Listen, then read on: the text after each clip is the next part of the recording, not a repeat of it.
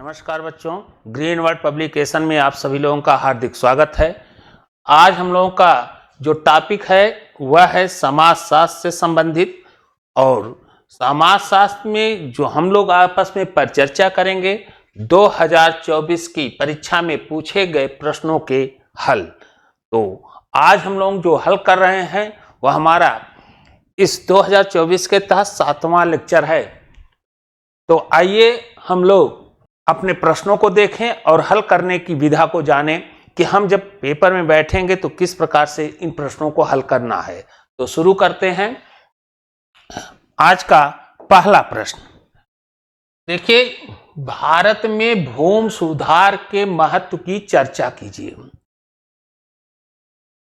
हम यहां एक चीज और आपको बताना चाहेंगे, यह भूमि सुधार के महत्व की चर्चा करने के पहले अभी जानिए, देश स्वतंत्र हुआ, संविधान बना, और संविधान बनने पर केवल मानव ही नहीं स्वतंत्र हुआ, हमसे जुड़ी हुई देश की समस्त संपत्तियों को एक नई दिशा देने की शुरुआत हुई। और यह नई दिशा एक आमूल चूर भारतीय व्यवस्थाओं का परिवर्तन भी आप कह सकते हैं। भारत की आमूल चूर परिवर्तन आपको दिखाई देगा, जहां आप देखेंगे कि ब्रिटिश उम्र में रैयतवाड़ी व्यवस्था, बंदोबस्त व्यवस्था, महालवाड़ी व्यवस्थाएं स्थापित थी। इन सब में आमूल चूल परिवर्तित करते हुए दुनिया के समक्ष देश एक नई दिशा की तलाश कर रहा है, जिसमें हमारे लिए सबसे महत्वपूर्ण था कृषि। और कृषि पर हमारी जनसंख्या अधिकांश आश्रित थी, और कृषि में सुधार हमारे लिए अपरिहार्य भी था। और जहां पहला पायदान भूमि सुधार से था, और भूमि सुधार करते हुए भूमि के अंतर्गत हम देखेंगे अनेक उत्पादन बढ़ाने का भी प्रयास किया गया, जिसमें हरित क्रांति जैसी, दुग्ध क्रांति, पीली क्रांति, नीली क्रांति, अनेक क्रांतियां से ला करके परिवर्तित करने का प्रयास किया गया। तो आज हम चलते हैं कि देखेंगे स्वतंत्रता के बाद यहां पर प्रश्न जो पूछा रहा है, समाजशास्त्र से पूछा जा रहा है कि भारत में भूमि सुधार के महत्व की चर्चा कीजिए। तो देखें जरा किस ढंग से यहां इसका सुधार किया जा रहा है।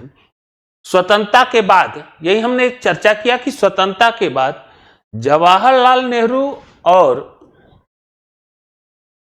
उनके नीतिकारों ने, जवाहरलाल नेहरू और उनके जुड़े हुए लोगों ने, उनकी राय मशविरा के लोग जो थे, नीतिकारों ने भूमि सुधार के साथ साथ, भूमि के सुधार के साथ साथ, यहां ध्यान दीजिएगा, औद्योगिकरण को केंद्र में रखते हुए, भूमि जहां एक तरफ वो लोग भूमि सुधार की तरफ बढ़ने का प्रयास किए, वहीं औद्योगिकरण को दिमाग में रखते हुए नियोजित विकास की, एक नियोजित विकास की एक नई राष्ट्रीय नीति की रूपरेखा तैयार की। एक ऐसी राष्ट्रीय नीति बनाई, कौन? पंडित जवाहरलाल और उनका मंत्रालय, या उनकी नीतियों को इस प्रकार से निर्धारित किए, अपनी नीतियों को इस प्रकार से निर्धारित किए, जहां क्या लिखोगे, भूमि सुधार के साथ साथ औद्योगिकरण का विकास संभव हो सके।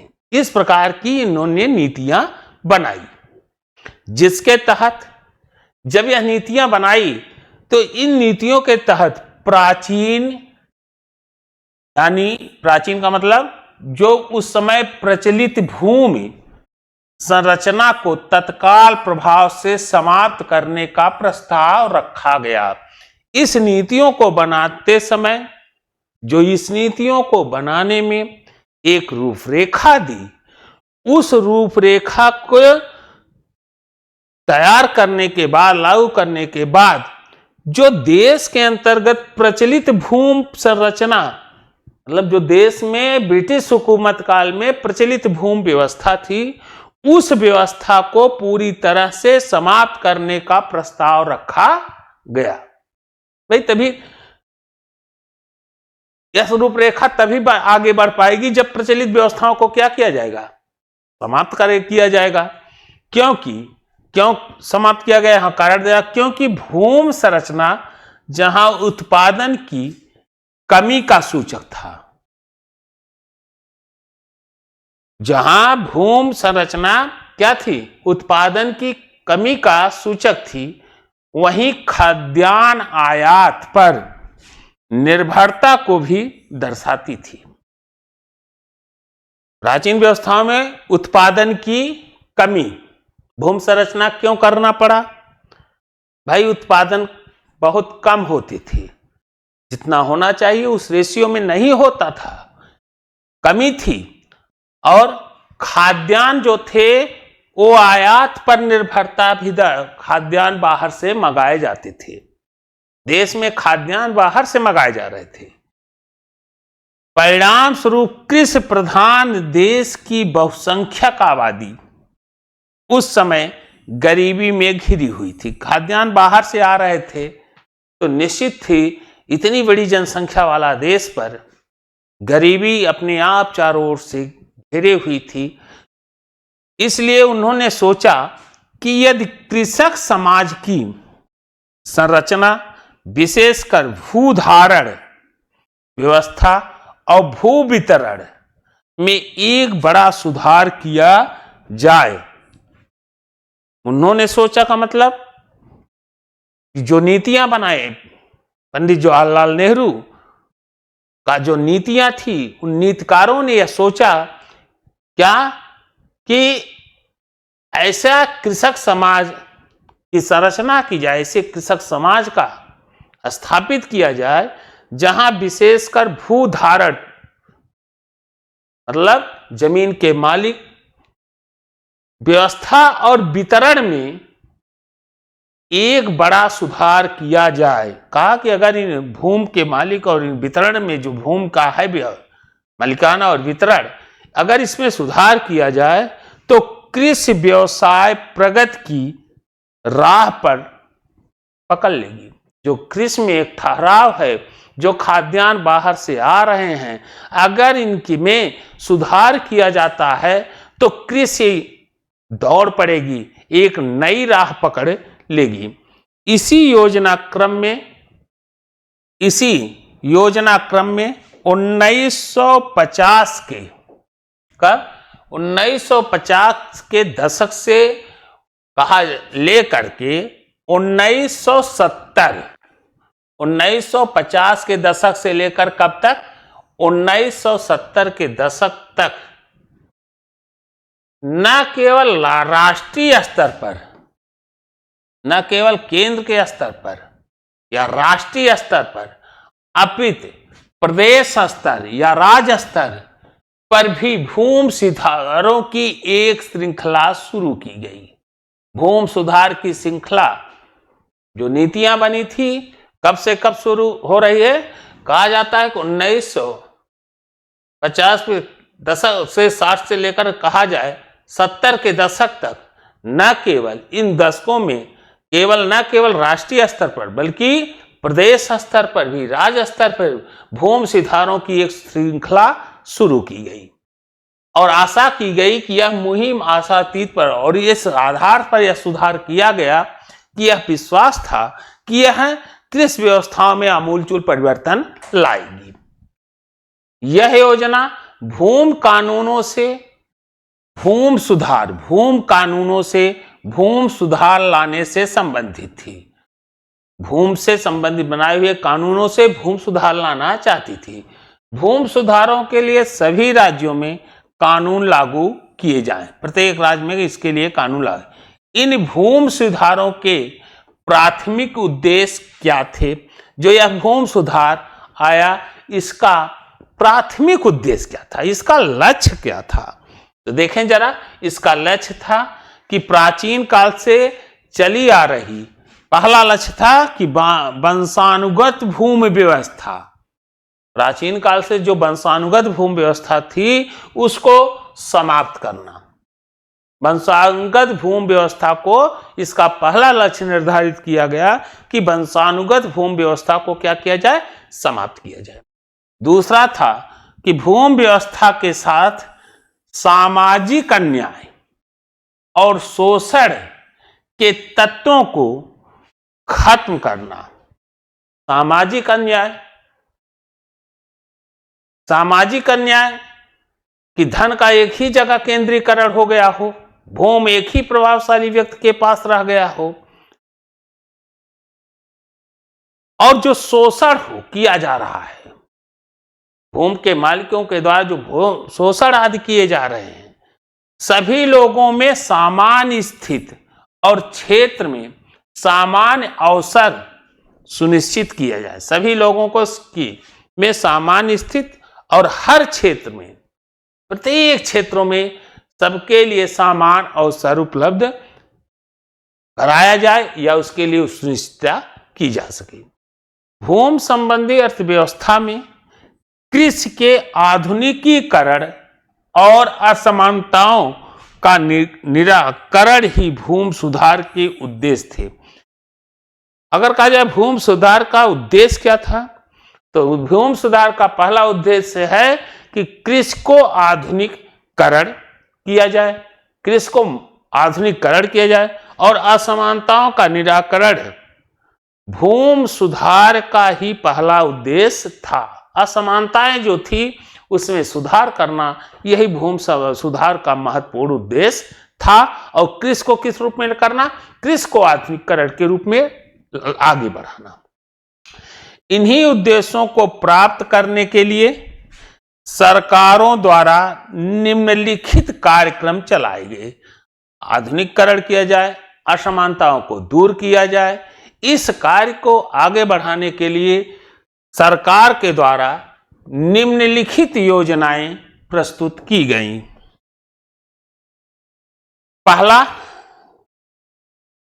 आधुनिक बढ़ाने के लिए और सामाजिक असमानताओं को दूर करने के लिए जो सरकार के द्वारा योजनाएं लागू की गई, उसमें सबसे पहला था कि बिचौलियों का उन्मूलन।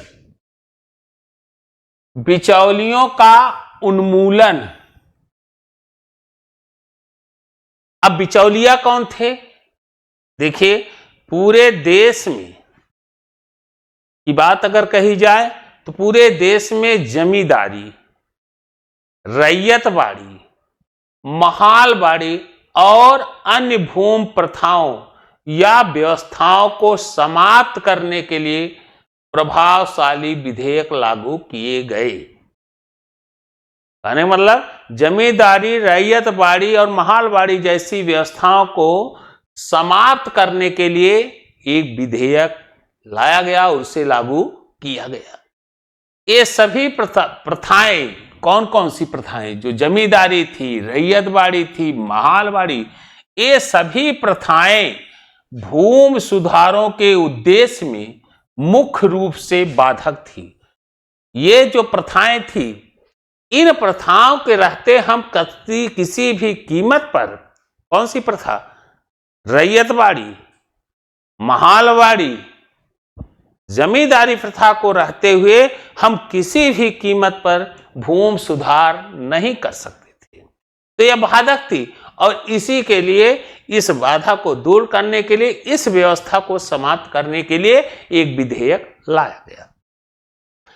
1954-55 तक देखा जाए, कब? 1954 और 55 तक लगभग सभी राज्यों में विभिन्न भूमि सुधार कानून द्वारा बिचौलियों या मध्यस्थों को समाप्त कर दिया गया। बिचौलियों और मध्यस्थों को कब समाप्त किया कर पाए? विधेयक के माध्यम 1954 और 55 में लगभग सभी राज्यों में, जितने भी राज्य थे, सभी राज्यों में भूमि सुधार कानून द्वारा बिचौलियों या मध्यस्थता वाले जो कार्य करते थे, उस व्यवस्था को पूरी तरह से समाप्त कर दिया गया 1954 और 55 में। इन सभी प्रथाओं के उन्मूलन से, जब ये प्रथाएं समाप्त हुई, इन प्रथाओं के उन्मूलन से आधुनिक व्यवस्था में उल्लेखनीय परिवर्तन हुए। भूमि व्यवस्था के समाप्त होने से आधुनिक रूप से कह दीजिए कि इसमें महत्वपूर्ण परिवर्तन हुए।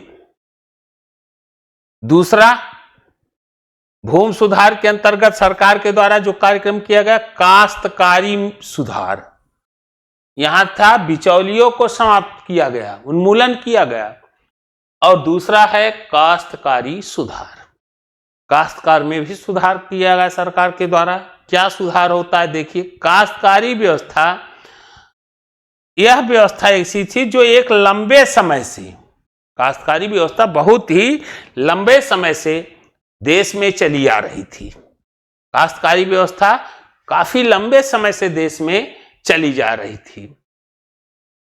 और इस व्यवस्था के अंतर्गत चाहे आप कहिए किसान या कह सकते हैं जमींदार, किसान या जमींदार अपनी कृषि योग भूमि एवं स्वयं खेती, कृषि योग जो उनके पास भूमि थी उसमें वे कौन, किसान या जमींदार खेती न करके, जमींदार स्वयं खेती न करके अन्य व्यक्ति से मतलब काश्तकार, पट्टेदार, जोतदार को खेती करने के लिए अपनी भूमि जो देते थे वो कैसे देते थे, किराए या पट्टे पर देने की व्यवस्था, पट्टे पर देने की जो व्यवस्था थी उसी को काश्तकारी व्यवस्था कहते हैं। क्लियर हो गया है? काश्तकारी व्यवस्था क्या है?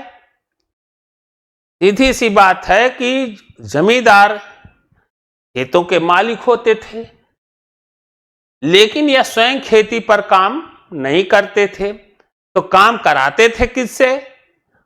काश्तकार, पट्टेदार और जोतदार को ये अपनी खेती दो रूपों में देते थे। आप कह दीजिए चाहे भूमि किराए या पट्टे पर, पट्टे पर ये अपनी पर देने की व्यवस्था को, जो ये पट्टे पर देते थे इसी को काश्तकारी, जमीन द्वारा दिए गए पट्टों पर, खेती पट्टों पर जो देते थे इसी को हम क्या कहते हैं, काश्तकारी व्यवस्था। अब फसल का बंटवारा, एक निश्चित फसल उगाना, एक निश्चित मजदूरी प्रथा, इस काश्तकारी प्रथा के विभिन्न रूप हैं। एक निश्चित फसल उगाने पर भी थी, या वह जो जमीन दिया जाता था एक निश्चित फसल उनको दे दिया जाता था जो पहले से था, या एक निश्चित मजदूरी। इस काश्तकारी प्रथा के विभिन्न रूप हैं। यह प्रथा उन सभी क्षेत्रों में प्रचलित थी जहां जमींदारी और रैयतबाड़ी प्रथा का फैलाव था। एक काश्तकारी प्रथा जो थी वह कहां था? वह दो ही जगह, जमींदारी और रैयतबाड़ी, कहने का मतलब महालवाड़ी में यह व्यवस्था नहीं थी। यह प्रथा दो ही जगह लागू थी, और वह कहां? जमींदारी और रैयतबाड़ी में। केवल कहां कहां? जमींदारी और रैयतबाड़ी में यह फैला था। इस प्रथा में भूमिहीन और छोटे किसान बड़े धनी किसानों या जमींदारों की भूमि किराए पर लेकर खेती किया करते थे। छोटे छोटे जो किसान थे वह जमींदारों से खेती लेकर के क्या करते थे? खेती करते थे उनसे। जो छोटे मोटे थे, भूमिहीन थे, छोटे किसान थे, वह धनी किसान या जिसे हम जमींदार कहते हैं उनसे भूमि किराए पर लेते थे और क्या करते थे? खेती करते थे।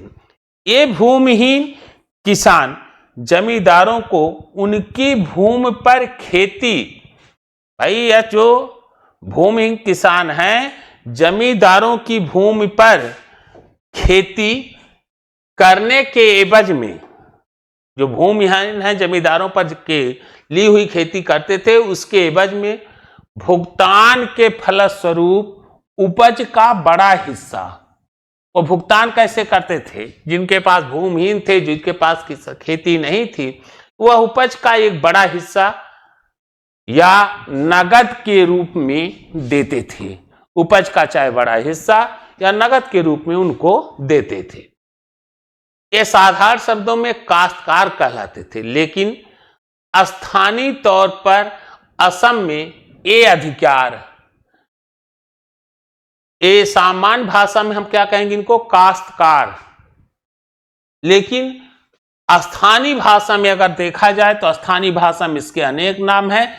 असम में इसे बर्मादार, असम में इसे अधियार कहा जाता था। असम में इसे क्या कहा जाता है, अधियार।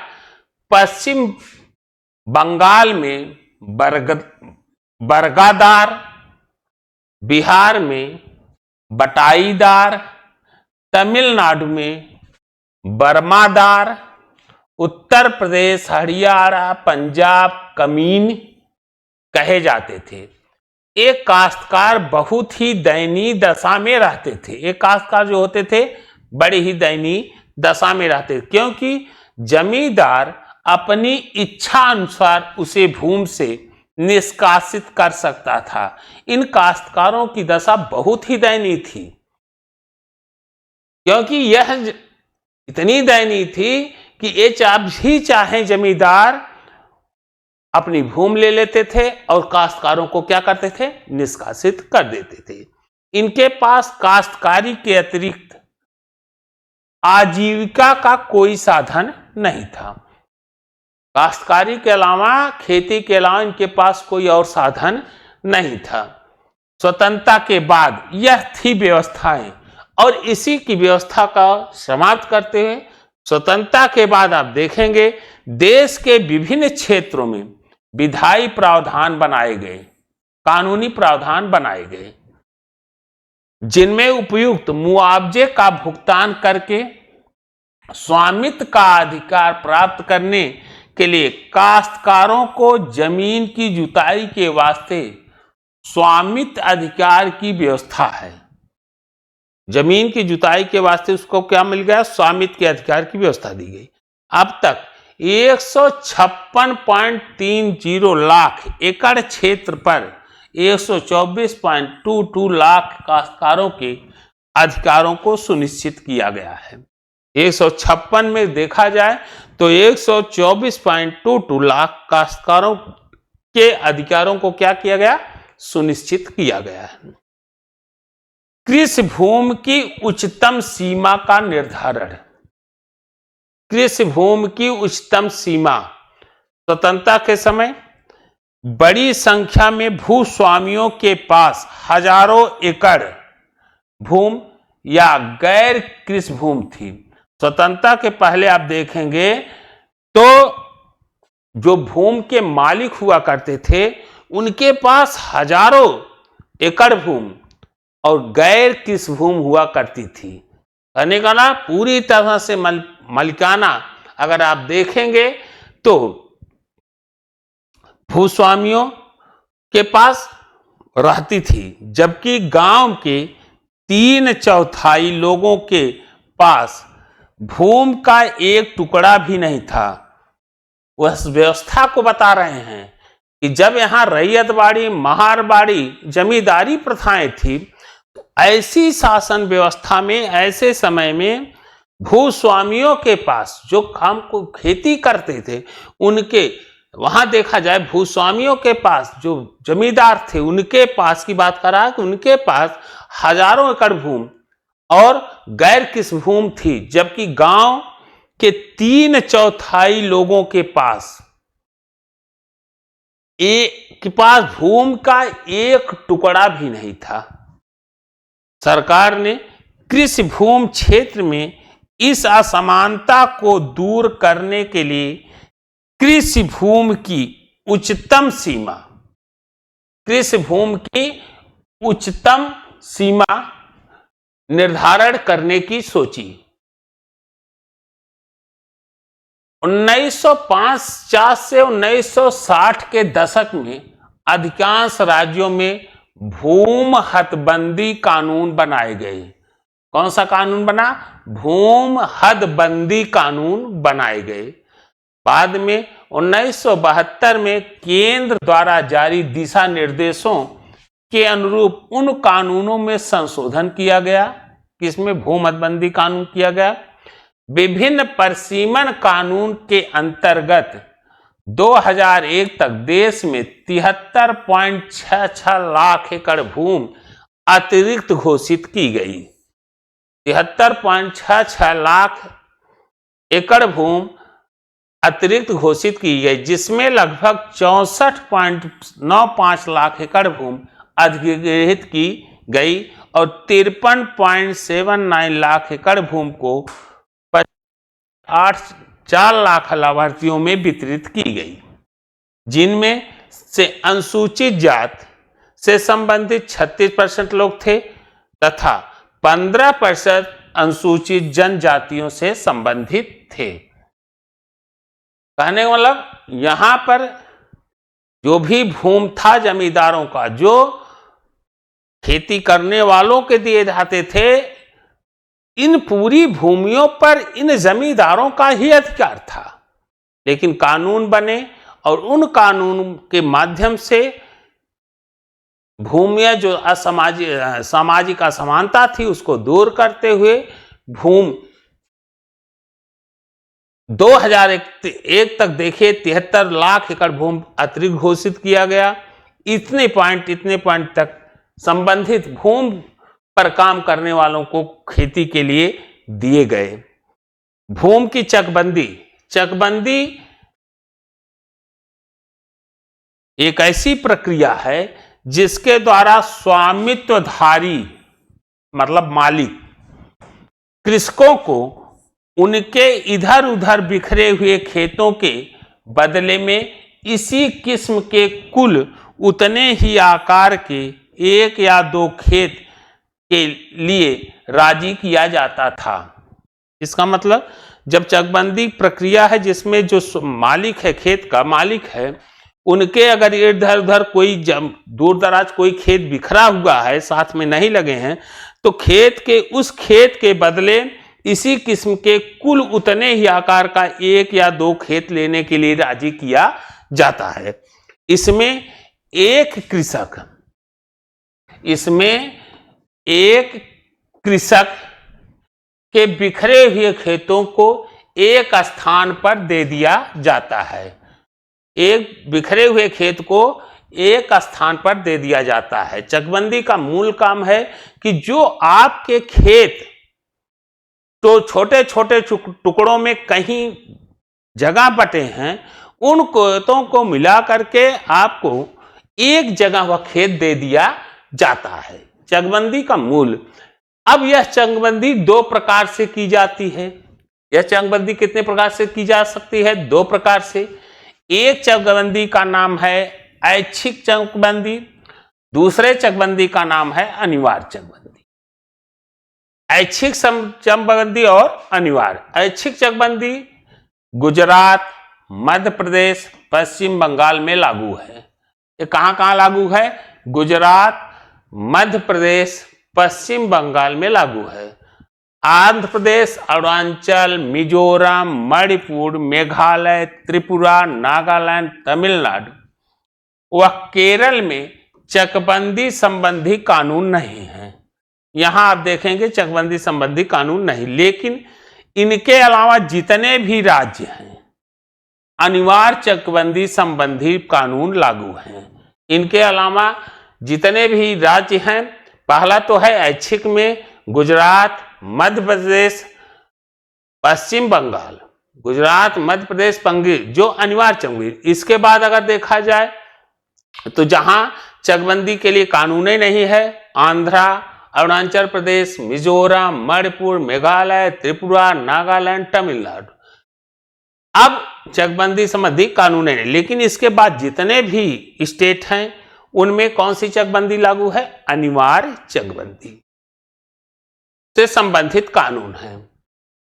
भू अभिलेखों का नवीनीकरण और आधुनिकीकरण। भू अभिलेख, भूमि से संबंधित जो लिखाए गए हैं, जो कानून बनाए गए थे, उनका नवीनीकरण किया गया और उसे आधुनिकीकरण बनाया गया।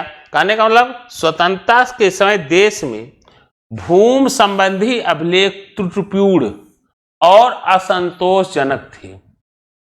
जो भूमि संबंधी अभिलेख लिखे गए थे, जो बने थे व्यवस्थाएं, वह स्वतंत्रता के पहले जो भी थे भूमि संबंधी अभिलेख मिले, जो भी भूमि संबंधी कानून बनाए गए थे, व्यवस्थाएं बनाई गई थी, वह त्रुटिपूर्ण और असंतोषजनक था। और यह त्रुटिपूर्ण और संतोषजनक होने के कारण इस समस्या को दूर करने के लिए भू अभिलेखों का क्या किया गया, नवीनीकरण किया गया और भूमि सुधार कार्यक्रम बनाया गया। भूमि का नवीनीकरण किया गया और भूमि सुधार कार्यक्रम बनाए गए। इन भू अभिलेखों को लिखित रूप में बनाए रखने में आने वाली समस्याओं से बचने के लिए इन्हें कंप्यूटरीकृत करने पर भी विशेष बल दिया गया। ये जो भूमि अभिलेख लिखे गए हैं, इसे आधुनिकीकरण बनाने में क्या किया गया, यह सुरक्षित रहें, किसी भी प्रकार से तोड़ मरोड़ न हो, इन्हें कंप्यूटरीकृत करने पर भी बल दिया गया। वर्ष 1988 और 89 में भू अभिलेख के कंप्यूटरीकरण के लिए एक केंद्र प्रायोजित योजना 8 जिलों में शुरू की गई थी। कंप्यूटरीकरण करने के लिए एक केंद्र प्रायोजित, केंद्र द्वारा दी गई एक योजना जो 8 जिलों में शुरू की गई थी।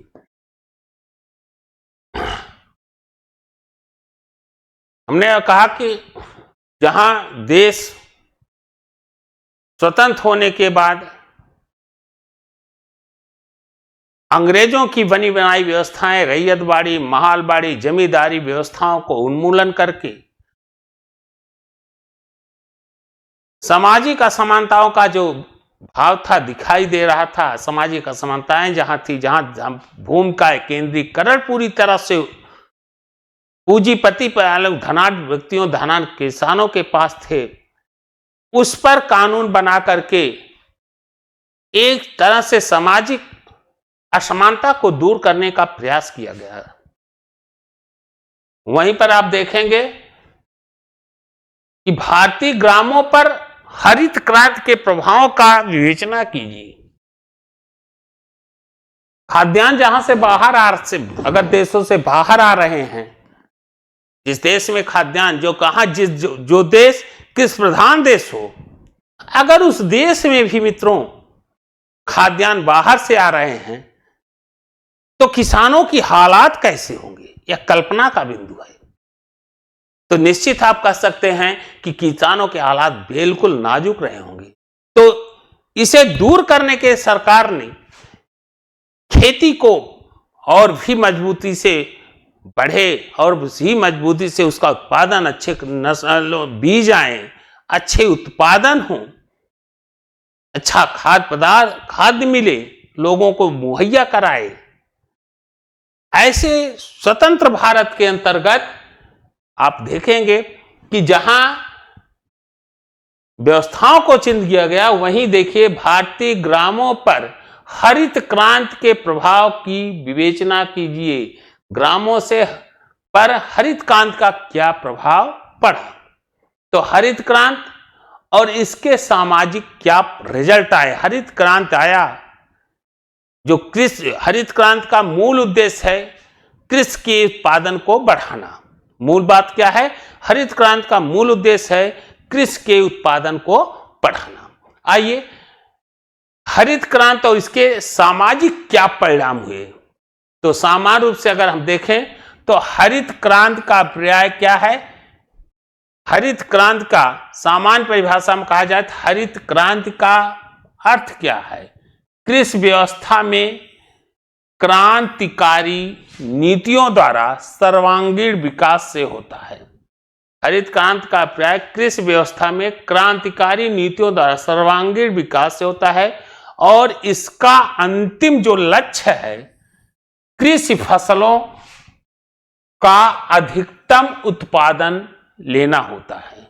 हरित क्रांति का अंतिम लक्ष्य कृषि का अधिकतम उत्पादन लेना होता है, कृषि फसलों का अधिक से अधिक उत्पादन, यही हरित क्रांति का मूल उद्देश्य है। अब आइए, अगर हरित क्रांति का मूल उद्देश्य क्या है, अधिकतम उत्पादन लेना, अधिक से अधिक फसलों का उगाना, ज्यादा से ज्यादा पैदावार हो, इसलिए हरित क्रांति कृषि व्यवस्था में अधिकाधिक अच्छा और अधिक अन्न उपजाने का एक संपूर्ण कारगर आंदोलन है। अब आइए, हरित क्रांति को क्या कह रहा है कि हरित क्रांति है क्या? तो ये कृषि व्यवस्था से संबंधित है, तो क्लियर है। अब कृषि व्यवस्था में इसका मूल लक्ष्य क्या है?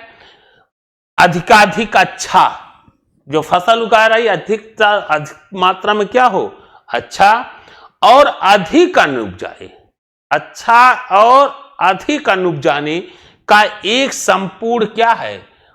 आंदोलन है, एक संपूर्ण कारगर आंदोलन है।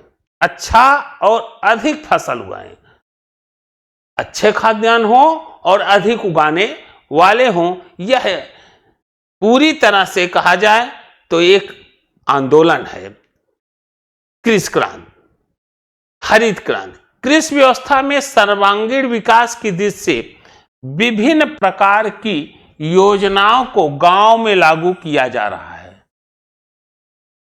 कृषि का संपूर्ण रूप से विकास हो, इसके लिए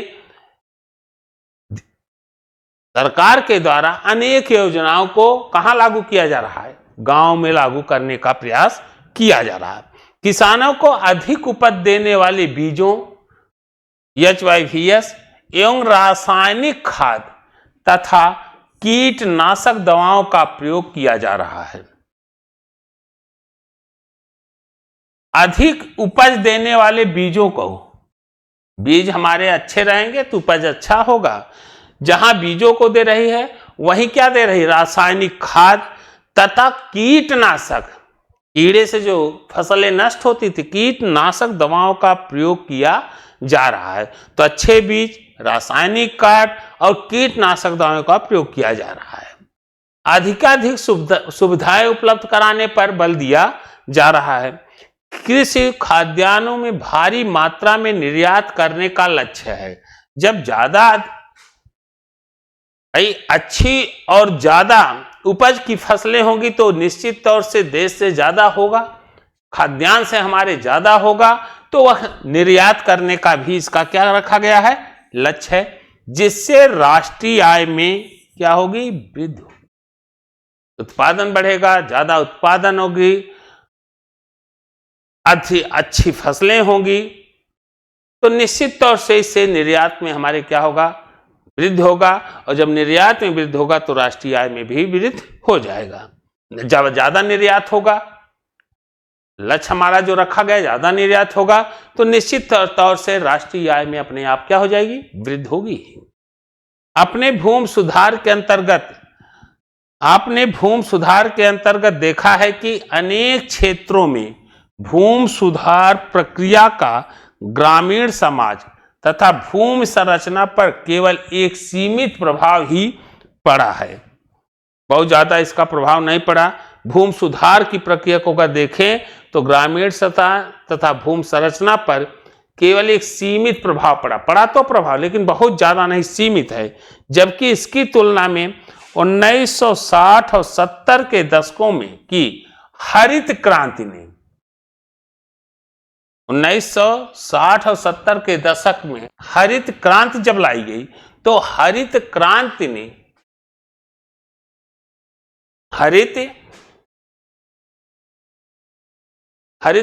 ने उन क्षेत्रों में जहां जहां इसे लागू किया गया, भूमि सुधार से आया जरूर लेकिन सीमित था, लेकिन जब हरित क्रांति ला गया, हरित क्रांति जिन जिन क्षेत्रों में जहां जहां इसे लागू किया गया, कृषि उत्पादन के मामले में एक अभूत क्रांति ला दी, एक विशेष बदलाव ला दिया हरित क्रांति को लाने से। हरित क्रांति कृषि आधुनिकीकरण का एक सरकारी कार्यक्रम था। कृषि को आधुनिक बनाने का एक क्या था? एक आधुनिकीकरण था। कृषि को सरकारी कार्यक्रम के तहत एक आधुनिकीकरण था, यह एक सरकारी कार्यक्रम था। तो 1958 में इंडियन सोसाइटी ऑफ एग्रोनॉमी की स्थापना के बाद, कौन सा? इंडियन सोसाइटी ऑफ एग्रोनॉमी की स्थापना के बाद भारत ने परंपरागत खेती में सुधार के लिए विदेशी एजेंसियों से सहयोग मांगा। परंपरागत खेती को हटाकर विदेशी एजेंसियों से भी सहयोग मांगा गया। अंतरराष्ट्रीय एग्रो एजेंसियों ने, कौन सी एजेंसी? एग्रो एजेंसियों ने इस कार्य में भारत को भरपूर योगदान दिया। जब इनके द्वारा सहयोग, विदेशी सहयोग मांगा गया, तो अंतरराष्ट्रीय में एग्रो एजेंसियों ने इस कार्यक्रम में भारत का क्या क्या पूरा सहयोग किया। एजेंसियों ने ऊंची उपज देने वाली बीजों के साथ साथ कीटनाशकों, उर्वरकों, अन्य आवश्यक सुविधाएं किसानों को उपलब्ध कराई। परंतु हरित क्रांति कार्यक्रम केवल उन्हीं क्षेत्रों में लागू किया जा सका जहां सिंचाई की व्यवस्था उपलब्ध थी। संपूर्ण भारत में नहीं, वही जगह भारत में तो लागू हुआ, लेकिन यह वही ज्यादा प्रभावशाली रही जहां सिंचाई की व्यवस्थाएं उपलब्ध थी, क्योंकि नए उन्नत किस्म के बीजों की रोपाई खेती में पर्याप्त मात्रा में पानी की आवश्यकता होती थी। यह वही कारगर हुई जहां सिंचाई की उपलब्धता थी, क्योंकि इनके लिए सिंचाई आवश्यक थी, वहीं पर एक कारगर हो सकती थी। गेहूं और चावल उत्पादन क्षेत्रों को ही हरित क्रांति का प्रमुख लक्ष्य बनाया गया था। हरित क्रांति का अगर कहा जाए, फसलों में किसका सबसे ज्यादा, कौन सी फसल थी जो ज्यादा कारगर सिद्ध हुई, तो वह थी गेहूं और चावल। परिणाम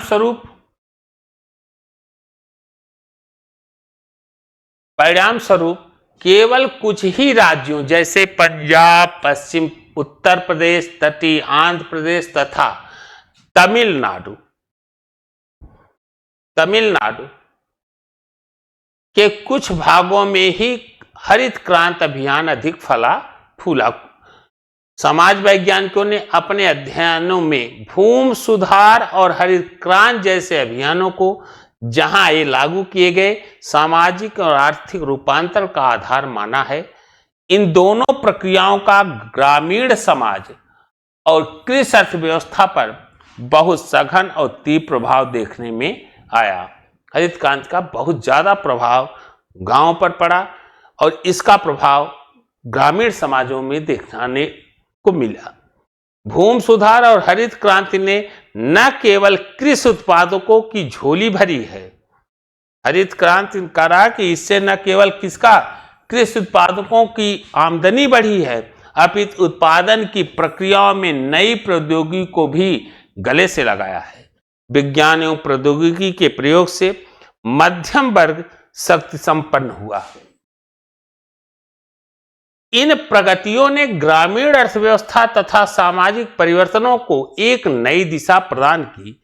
साथ ही जहां नई शक्ति संरचना का उदय हुआ, वहीं दलित वंचित वर्गों के प्रति शोषण उत्पीड़न की घटनाओं में भी वृद्धि हुई।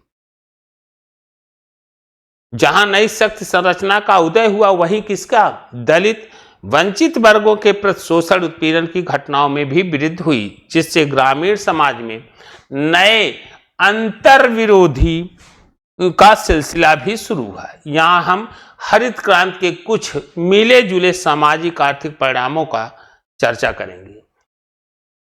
ऐसे लिखना है कि यहां हम हरित क्रांति के कुछ मिले जुले सामाजिक आर्थिक परिणाम, उसके जो रिजल्ट आए उसकी हम क्रमवार चर्चा करेंगे। इनके हरित क्रांति के फलस्वरूप क्या बदलाव आए, उसमें सामाजिक और आर्थिक रूप से उसके रिजल्ट कैसे रहे, वह जो रहे उसके रिजल्ट वह निम्न प्रकार से हैं, वह क्रमवार दिए गए हैं।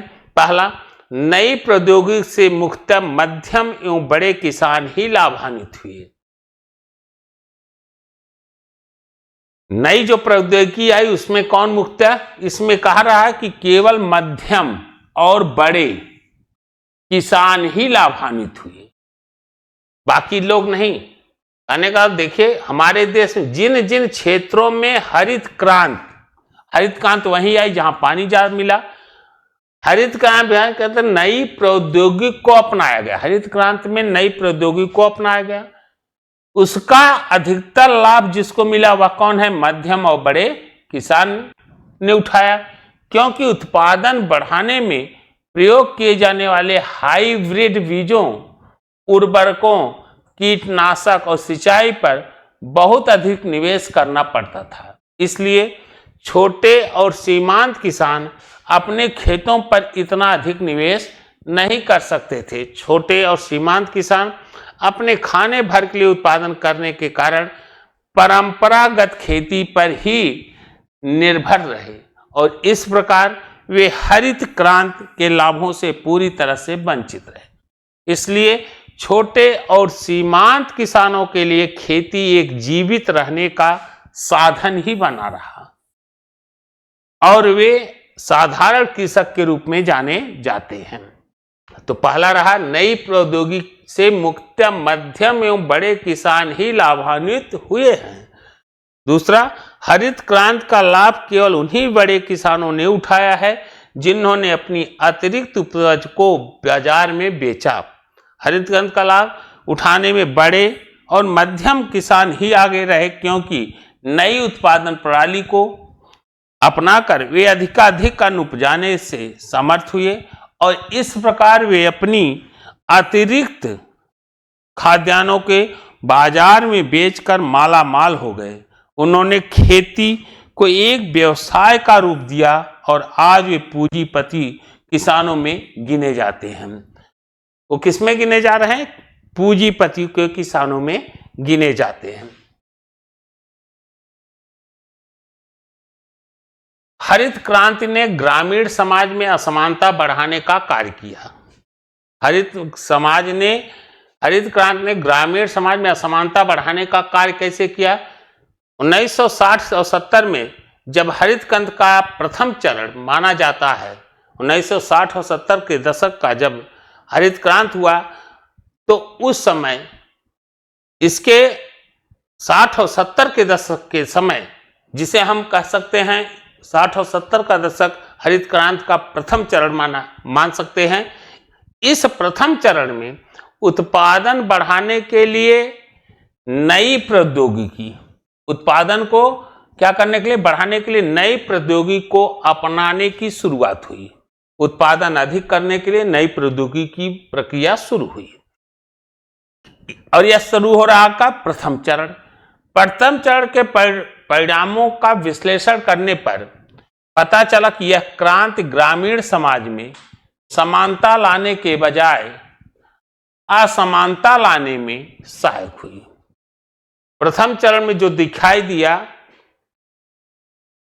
हरित क्रांति का प्रभाव, वह दिखाई दिया कि भाई जहां ये गांव में को डेवलप करना चाह रहे थे,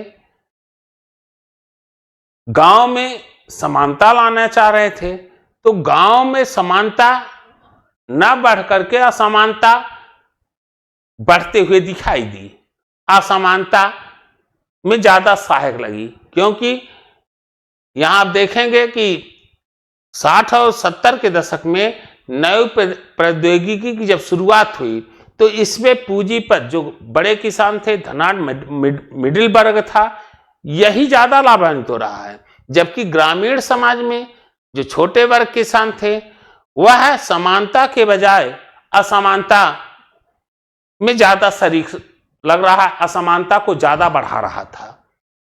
हरित क्रांति अभियान के दौरान उन्नत बीजों और रासायनिक खादों के प्रयोग से जो खेती की गई उसमें कृषि उत्पादन में भारी वृद्धि हुई और इस प्रकार कृषि एक धन अर्जित करने का व्यवसाय बन गया। लेकिन इसका लाभ तो किसको मिला? बड़े किसानों को हुआ, जो नई प्रौद्योगिकी, कृषि यंत्र, हाइब्रिड बीजों का, रासायनिक खादों, कीटनाशकों आदि पर्याप्त धन लगाने या निवेश करने में समर्थ थे। अधिक से अधिक धन कमाने की होड़ में बड़े किसानों ने अपने पट्टेदारों को अपनी जमीन से बेदखल करना शुरू कर दिया, जो उनको मिला हुआ था उससे भी हटा दिए। बड़े किसानों के द्वारा अपने छोटे किसानों को अपने पट्टेदारों से भी क्या किया? हटा दिया। उनसे खेती योग्य सारी जमीन छीन ली गई, क्योंकि वे उस जमीन या खेतों पर स्वयं खेती करके अधिक से अधिक धन कमाना चाहते थे। इस प्रकार बड़े तथा मध्यम वर्ग के किसानों तो इस प्रक्रिया में धनवान होते चले गए, दूसरी ओर छोटे, सीमांत और भूमिहीन किसानों की हालत बिगड़ती चली गई। वे भूखमरी और गरीबी के कगार पर पहुंच गए। अतः हम कह सकते हैं कि हरित क्रांति ने ग्रामीण समाज में असमानता बढ़ाने में सहायता की है। हरित क्रांति से यह सत्य है, उत्पादन बढ़े हैं, हमारी पैदावार बढ़ी है, लेकिन लाभ की जब बात आएगी तो इसका पूरा लाभ पाने का श्रेय बड़े किसानों, धनाढ्य किसानों को था। और छोटे जो गांव के किसान छोटे छोटे थे, उनके साथ अन्याय हुआ। और यहां तक हरित क्रांति के प्रसव जो जमींदार किसानों को खेती दिया करते थे, वह भी उनसे ले लिए गए और खेती अब लाभ कमाने का विषय बन गया, जीविका जीने का विषय ना होकर के बल्कि एक लाभ अर्जन का विषय बन गया था। गांव से सेवक जात समूहों के पलायन में वृद्धि हुई। गांव से सेवक जात समूहों के पलायन की वृद्धि हुई। गांव में जो सेवक जात समूह थे वो उनकी पलायन होने लगी। हरित क्रांति अभियान के दौरान नए नए कृषि यंत्र, जैसे नए नए कृषि यंत्र क्या, थीलर, ट्रैक्टर, थ्रेसर बहुतायत में हुआ। और जब यह थ्रीलर, ट्रैक्टर, थ्रेसर, हार्वेस्टर आदि का प्रयोग देखा जाए पंजाब, हरियाणा, मध्य प्रदेश के कुछ भागों में बहुतायत करने के लिए कृषि मजदूरों को लगाया जाता था, जो प्रायः पिछड़े कृषि क्षेत्र जैसे बिहार, पूर्वी उत्तर प्रदेश के सेवक जातियों से संबंधित होते थे। ये सेवक जातियां कटाई के दिनों में अपने गांव को छोड़कर कहां जाते थे, पंजाब, हरियाणा, मध्य प्रदेश आदि राज्यों की ओर पलायन कर जाती थी। इस प्रक्रिया ने ग्रामीण नगरीय प्रवास या पलायन को भी बढ़ावा दिया। जो ये कार्य करते थे इसमें भी ब्रेक लग गया, क्योंकि नए कृषि यंत्र थीलर, ट्रैक्टर, थ्रेसर, हार्वेस्टर आदि का प्रयोग होने लगा, तो ये वहां से भी पलायन कर गए जो इनका मुख्य व्यवसाय हुआ करता था। हरित क्रांति एक विभेदीकरण की प्रक्रिया साबित हुई। विभेदीकरण की प्रक्रिया हरित क्रांति कैसे साबित हुई कि भारत में हरित क्रांति एक विभेदीकरण की प्रक्रिया साबित हुई। क्यों साबित हुई? क्योंकि विभेदीकरण की प्रक्रिया के द्वारा धनवान और अधिक धनवान होता चला गया। भाई संपत्ति का मालिक तक था, पूंजीपत पूंजीपतियों के पास था। जिसके पास अधिक संपत्ति थी वह अपनी संपत्ति, अपनी कृषि आधुनिक यंत्रों के प्रयोग द्वारा स्वतः करने लगा। उन्हें मजदूर लगाने की जरूरत नहीं हुई, या जो भूमिहीनों को खेती दी गई थी अब वह स्वतः ले लिए। तो यहां कहा गया कि इस प्रक्रिया से के द्वारा धनवान अधिक क्या हो गया, और धनवान होता चला गया, निर्धन वर्ग और अधिक निर्धन होता गया। उदाहरण के तौर पर गांव से बाहर कृषि मजदूरों के रोजगार और उनकी मजदूरी में अच्छी वृद्धि हुई, लेकिन स्थानीय तौर पर कृषि मजदूरों की स्थिति बिगड़ती गई, क्योंकि उन्हें अपने गांव में बहुत कम मजदूरी मिलती थी, जो महंगाई के दौर में पेट भरने के लिए पर्याप्त नहीं थी। पहले उन्हें मजदूरी के रूप में अन्न मिलता था जिससे वे संतुष्ट थे। पहले जो भी मिलता था, खेती लोग, किसान, कई लोग कार्य करते थे, जिनके पास ज्यादा खेतियां हुआ करती थी वो मजदूर लगाते थे। वे किसान उनके साथ जुड़ते थे तो उन्हें मजदूरी के रूप में अन्न ही दिया जाता था,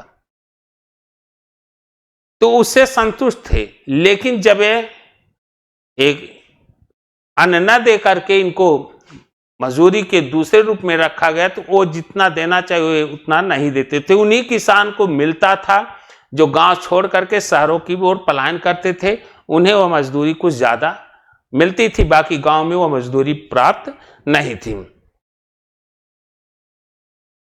और इतनी कम थी कि जो महंगाई थी उस समय की महंगाई के अनुरूप वो अपने उस पैसे से पेट भी नहीं भर सकते थे। अगला प्रश्न है, भारत में उदारीकरण के परिणामों का उल्लेख कीजिए। देखिए यहां पर जो प्रश्न दिए गए हैं आपको डाउट होगा, 2024 में एफएल मतलब एफएल का जो मतलब है कि यह किसी न किसी जो एफएल जिले को इंडिकेट करता है कि किसी न किसी जिले से ये सारे प्रश्न उस वर्ष में पूछे गए हैं। ये प्रत्येक जिलों लगभग कहा जाए यह प्रश्न जो पूछा गया जिसका नेचर एक जैसा है, यह 1 2 3 4 5 जिलों के प्रश्न हैं जो यही प्रश्न को रिवीजन किया गया था 2024 में। तो ध्यान दीजिएगा कि महत्वपूर्ण प्रश्न है कि भारत में उदारीकरण के परिणामों का उल्लेख कीजिए। अब हमें उदारीकरण के क्या रिजल्ट आया उसके रिजल्ट का उल्लेख यहां करना है। तो देखिए भूमंडलीकरण रोजगार के अवसरों पर क्या प्रभाव पड़ा, या वही बात हुई भूमंडलीकरण उदारीकरण के ने किस प्रकार से भारतीय उद्योगों को परिवर्तित किया, या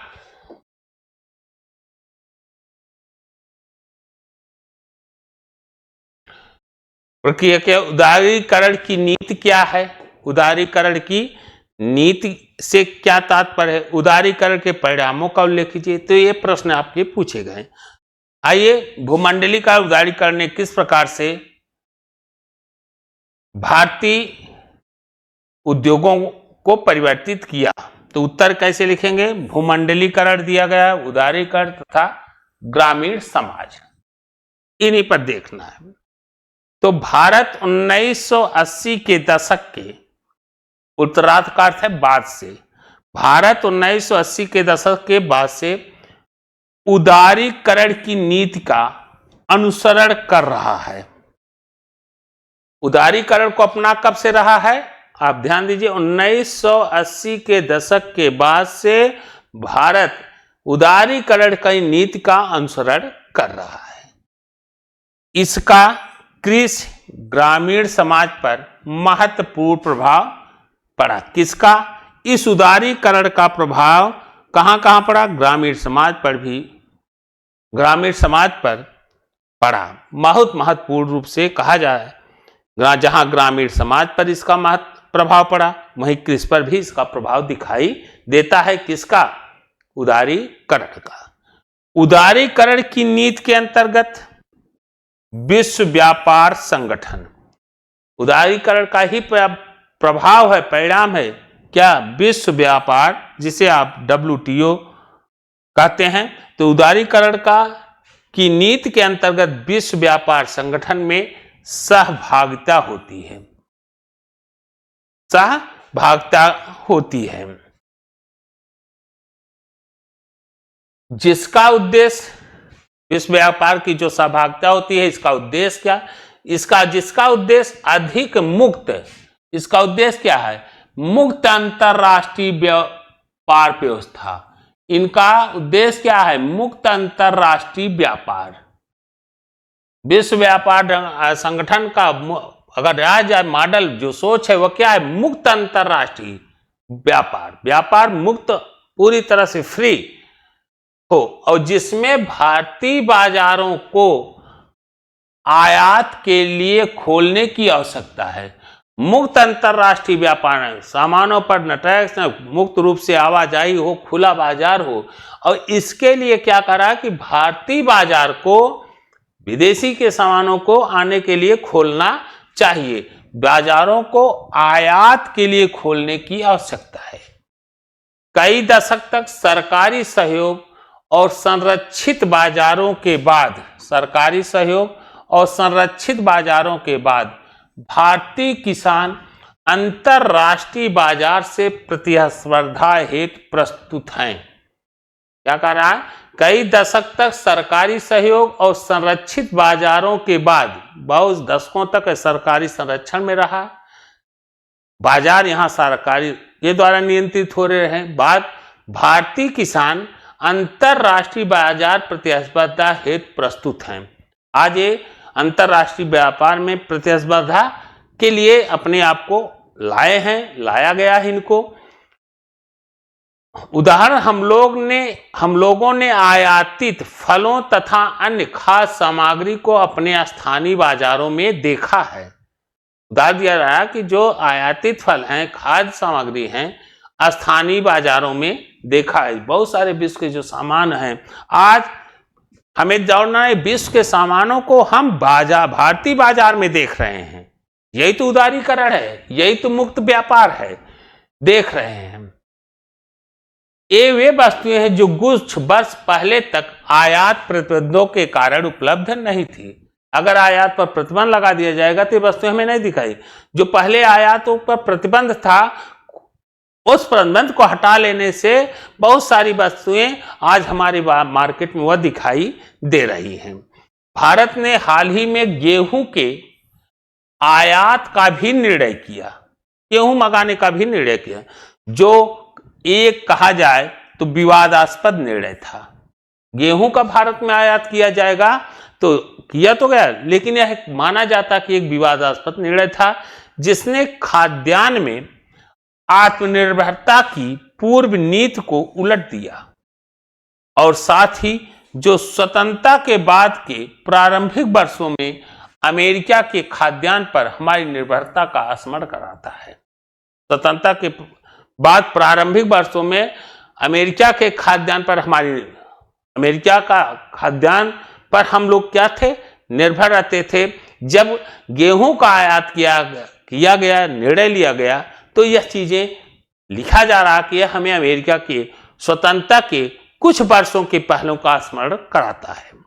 यह कृषि के भूमंडलीकरण की प्रक्रिया कृषि को विस्तृत अंतरराष्ट्रीय बाजार में सम्मिलित किए जाने के संकेत है। वह प्रक्रिया जिसका किसानों और ग्रामीण जीवन पर प्रत्यक्ष प्रभाव पड़ा है। उदाहरण के लिए पंजाब और कर्नाटक जैसे कुछ क्षेत्रों में किसानों ने बहुराष्ट्रीय कंपनियों जैसे पेप्सी, कोको कोला से कुछ निश्चित फसलें जैसे टमाटर, आलू उगाने की संविदा की गई है। कहां कहां? यहां आप देखेंगे कि पंजाब और कर्नाटक में बहुराष्ट्रीय कंपनियों से इन संविदा किए और कुछ फसलों को उगाने के लिए इनके द्वारा संविदा किया गया है, जिन्हें ये कंपनियां उनसे प्रसंस्करण अथवा निर्यात हेतु खरीद लेती हैं। ऐसी संविदा खेती पद्धति में कंपनियां उगाई जाने वाली फसलों की पहचान करती हैं, बीज तथा अन्य वस्तुएं निवेशों के रूप में उपलब्ध कराती हैं। साथ ही जानकारी तथा अक्सर कार्यकारी पूंजी भी होती। बदले में किसान बाजार की ओर से आश्वस्त रहता है। बदले में किसान किसकी ओर से? बाजार की ओर से पूरी तरह से निश्चिंत रहता है, क्योंकि कंपनी पूर्व निर्धारित तय मूल्य पर उपज के क्रय का आश्वासन देती। जो उसने मूल्य को तय किया है उसी पर उसे खरीदने का आश्वासन देती है। इसीलिए किसान बाजार की व्यवस्थाओं से क्या थे? पूरी तरह से संतुष्ट थे, बाजार की ओर से पूरा आश्वस्त रहते थे, क्योंकि उन्हें अपने उपज का मूल्य मिल जाता था। आश्वासन देती थी। संविदा खेती कुछ विशिष्ट मदों जैसे फूल, अंगूर, अंजीर तथा अनार जैसे फल, कपास तथा तिलहन के लिए आजकल बहुत सामान्य है, जहां संविदा खेती किसानों को वित्तीय सुरक्षा प्रदान करती हैं। कौन सी? वित्तीय सुरक्षा प्रदान करती हैं। यह किसानोन्मुखी के लिए अधिक सुरक्षा भी बन जाती है, क्योंकि वे अपने जीवन व्यापार के लिए इन कंपनियों पर निर्भर हो जाते हैं। निर्यातोन्मुखी उत्पादन जैसे फूल और खीरे हेतु संविदा खेती का अर्थ यह भी है कि कृषि भूमि का प्रयोग खाद्यान्न उत्पादन से हटकर किया जाता है। संविदा खेती का समाजशास्त्री महत्व यह है कि यह बहुत से व्यक्तियों को उत्पादन प्रक्रिया से अलग कर देती है तथा उनके अपने देशी कृषि ज्ञान को निरर्थक बना देती है। इसके अतिरिक्त संविदा खेती मूल रूप से अभिजात मदों का उत्पादन करती है तथा चूंकि यह अक्सर खाद तथा कीटनाशक का उच्च मात्रा में प्रयोग करते हैं, इसलिए यह बहुधा पर्यावरण दृष्टि से सुरक्षित नहीं होती। कृषि के भूमंडलीकरण का एक अन्य तथा अधिक प्रचलित पक्ष बहुराष्ट्रीय कंपनियों का है। भूमंडलीकरण का, उदारीकरण का एक प्रचलित पक्ष क्या है? बहुराष्ट्रीय कंपनियों का। इस क्षेत्र में कृषि मदों जैसे बीज, कीटनाशक, खाद के विक्रेता के रूप में प्रवेश है। इसमें क्या कर रहा है कि जरा समझें कि कृषि के भूमंडलीकरण का एक अन्य तथा अधिक प्रचलित पक्ष क्या है? बहुराष्ट्रीय कंपनियां का इस क्षेत्र में कृषि मदों जैसे बीज, कीटनाशक तथा खाद के विक्रेता के रूप में प्रवेश है। बहुराष्ट्रीय कंपनियां इसी रूप में प्रवेश की हैं। पिछले दशक के आसपास से सरकार ने अपनी कृषि विकास कार्यक्रम में कमी की है। पिछले दशक के आसपास सरकार ने अपने कृषि विकास कार्यक्रमों में क्या की है? कमी की है तथा कृषि विस्तार एजेंटों का स्थान गांव में बीज, खाद तथा कीटनाशक कंपनियों के एजेंटों ने ले लिया है। एजेंट अक्सर किसानों के लिए नए बीज तथा कृषि कार्य जानकारी का एकमात्र स्रोत होते हैं और निसंदेह वे अपने उत्पादन बेचने के इच्छुक होते हैं। इससे किसानों की महंगी खाद और कीटनाशकों पर निर्भरता बढ़ी है, जिससे उनका लाभ कम हुआ है। बहुत से किसान ऋणी हो गए हैं तथा ग्रामीण क्षेत्रों में पर्यावरण संकट भी पैदा हुआ है। जबकि भारत में किसान सदियों से समय समय पर सूखे फसल न होने अथवा ऋण के कारण परेशानी का सामना करते रहे। किसानों द्वारा आत्महत्या की घटना नहीं जान पड़ती है। इस प्रघटना की व्याख्या समाजशास्त्रियों ने कृषि तथा कृषि समाज में होने वाले संरचनात्मक तथा सामाजिक परिवर्तनों के परिप्रेक्ष्य में करने का प्रयास किया है। ऐसी आत्महत्याएं मैट्रिक्स घटनाएं बन गई हैं, अर्थात जहां कारकों की एक श्रृंखला मिलकर एक घटना बनाती है। आत्महत्या करने वाले बहुत से किसान सीमांत किसान थे, जो मूल रूप से हरित क्रांति की तरीकों का प्रयोग करके अपनी उत्पादकता बढ़ाने का प्रयास कर रहे थे। हालांकि ऐसा उत्पादन करने का अर्थ था कि कई प्रकार के जोखिम उठाना। कृषि रियायतों में कमी होने के कारण उत्पादन लागत में तेजी से बढ़ोतरी हुई है, बाजार स्थिर नहीं है तथा बहुत से किसान अपना उत्पादन बढ़ाने के लिए महंगे मदों में निवेश करने हेतु अत्यधिक उधार लेते हैं। अत्यधिक उत्पादन हो, इसके द्वारा किसानों के द्वारा अत्यधिक निवेश किए जाते हैं। अत्यधिक निवेश का भाई ज्यादा से ज्यादा क्या हो? उत्पादन हो, और उत्पादन कराने के लिए वो अत्यधिक क्या कर रहे हैं? निवेश करते हैं। अगला प्रश्न है औद्योगिक समाज में परिवर्तन और विकास पर संबंध। देश के स्वतंत्र होने के बाद हमने कहा कि कृषि क्षेत्र में विकास हो, उसमें परिवर्तन हो, जो व्यवस्थाएं थी उसे तोड़ा जाए और एक सामाजिक समानता के रूप में कृषि को स्थापित करते हुए नीली क्रांति, पीली क्रांति, कृषि क्रांति को लाया गया। अब यहां है कि औद्योगिक समाज में परिवर्तन। उद्योग पर अगर देखा जाए तो हमारे कुटीर उद्योग अंग्रेजों के शासन काल में ही धराशायी कर दिए गए थे। कुटीर उद्योगों का अस्तित्व ही समाप्त करने पे तुले थे।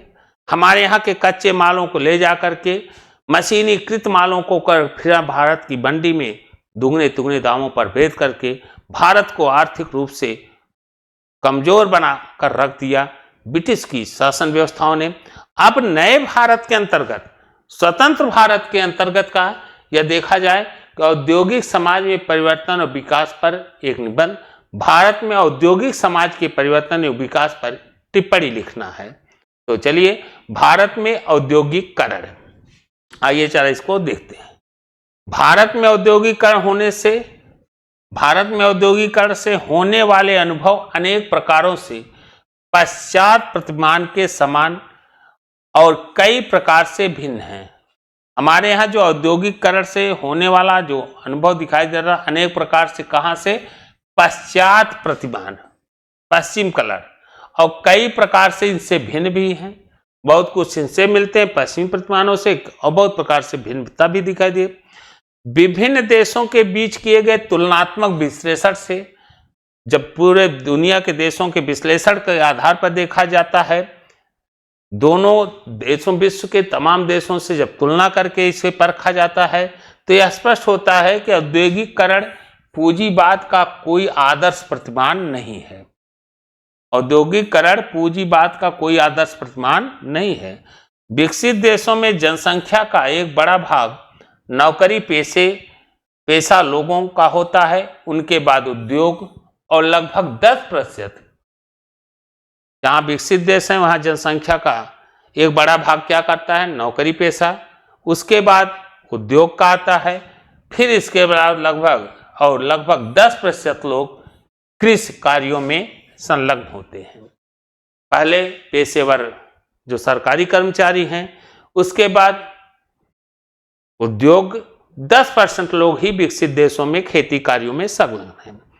आर्थिक सर्वेक्षण 2020-21 के अनुसार कार्यबल पर उद्योगवार अनुमान दर्शाते हैं कि सबसे अधिक 21.5 करोड़ लोगों को कृषि क्षेत्र में रोजगार मिला हुआ है, जो देश में सबसे अधिक 42.5% लोगों को रोजगार प्रदान करता है। इसके बाद अन्य सेवाएं क्षेत्रों में 6.4 करोड़ लोग 13.8% जुड़े थे। विनिर्माण और व्यापार, होटल, रेस्तरां में प्रत्येक 5.9 करोड़ लोगों को रोजगार मिला हुआ है, और इसकी हिस्सेदारी क्रमशः 12.1%, 12.6% है। निर्माण क्षेत्र में वर्ष 2018-19 में 5.7 करोड़ लोगों को रोजगार मिला हुआ है, और इस क्षेत्र की हिस्सेदारी 12.1% है। 2020-21 सर्वेक्षण देखा जाए तो कुल रोजगार शुदा लोगों में लगभग 25 करोड़ लोग स्वरोजगार थे, और 12.2 करोड़ लोग नियमित वेतन कर्मचारी थे, तथा 11.5 करोड़ आंशिक कामगार थे। रोजगार की दृष्टि से स्वरोजगार अभी भी लोगों का रोजगार प्रदान करने का सबसे बड़ा स्रोत है, और लगभग 52% कार्यबल स्वरोजगार की श्रेणी में आता है। राष्ट्रीय स्तर पर सभी आयु वर्ग में बेरोजगारों की दर वर्ष 2017-18 6.1% से मामूली रूप से घटकर 5.8% रह गई। विकसित एवं विकासशील देशों में एक बड़ा अंतर नियमित वेतन भोगी, दोनों में एक सबसे बड़ा अंतर क्या है, नियमित वेतन भोगी कार्यरत लोगों की संख्या का होना।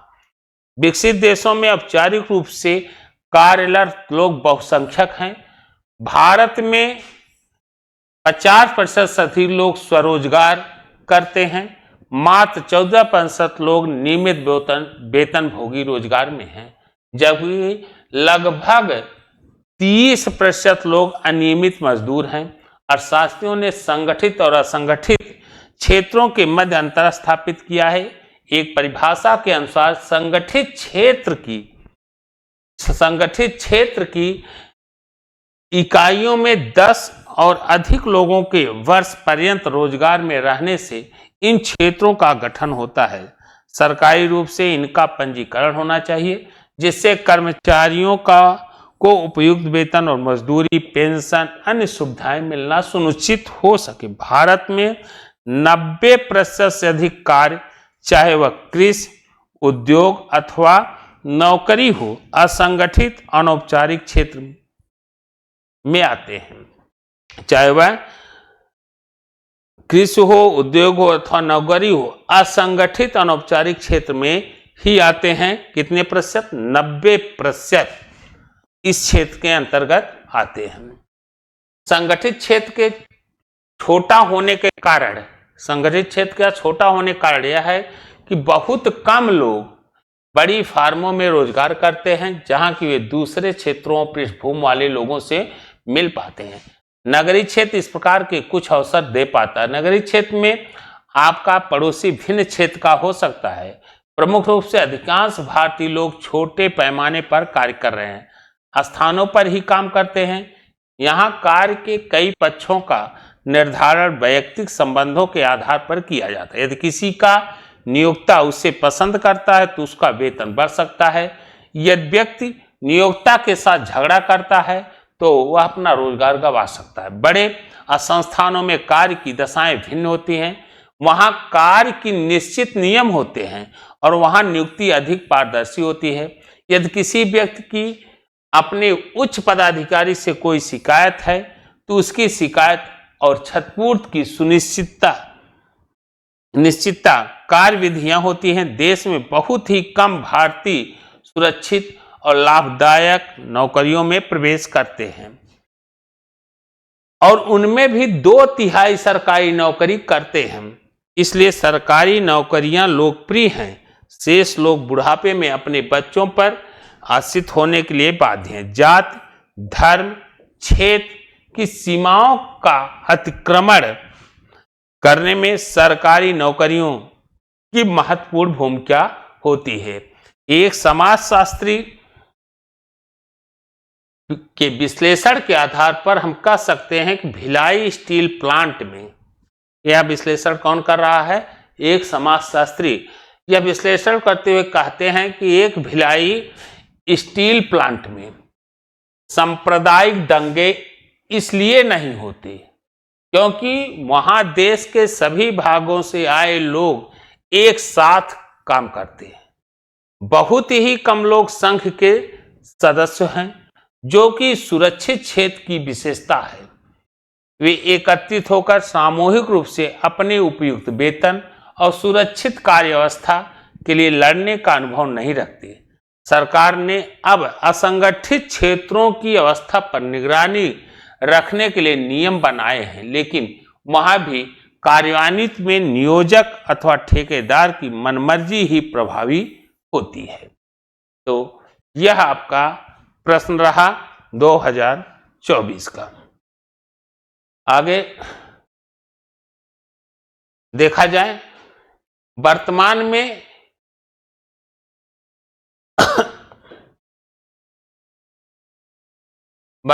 इस प्रकार की मिस्त्री प्रथा का महत्व कम हो गया। अब कर्मचारियों की भर्ती में प्रबंधकों और यूनियन दोनों की भूमिका प्रधान हो गई है। कर्मचारियों की भर्ती और प्रबंधकों यूनियनों दोनों की भूमिकाएं क्या हो प्रधान होती हैं और वे अधिक से अधिक अपने लोगों को रोजगार देते हैं। इस कड़ी में अधिकतर कर्मचारी भी यह आशा रखते हैं कि उनके बच्चे भी वही रोजगार पा जाएं या उनकी रिटायरमेंट के बाद उनके बच्चों को रोजगार पर लगा दिया जाए। अनेक फैक्ट्रियों में एबीजी कर्मचारी के रूप में भी लोग काम करते हैं, जो नियमित कर्मचारी की छुट्टी जाने पर नियुक्त किए जाते हैं और ये वास्तव में कई वर्षों तक इसी प्रकार कार्य करते रहते हैं, लेकिन उन्हें नियमित कर्मचारी का दर्जा व सुरक्षा नहीं मिलता है। यह संगठित क्षेत्र में अनुबंध कार्य का नमूना है। असंगठित क्षेत्र बनाम दिहाड़ी मजदूरी। असंगठित क्षेत्र में ठेकेदारी श्रम प्रथा के दृश्य हमें प्रायः सभी जगह देखने को मिलते हैं। असंगठित क्षेत्र में ठेकेदारी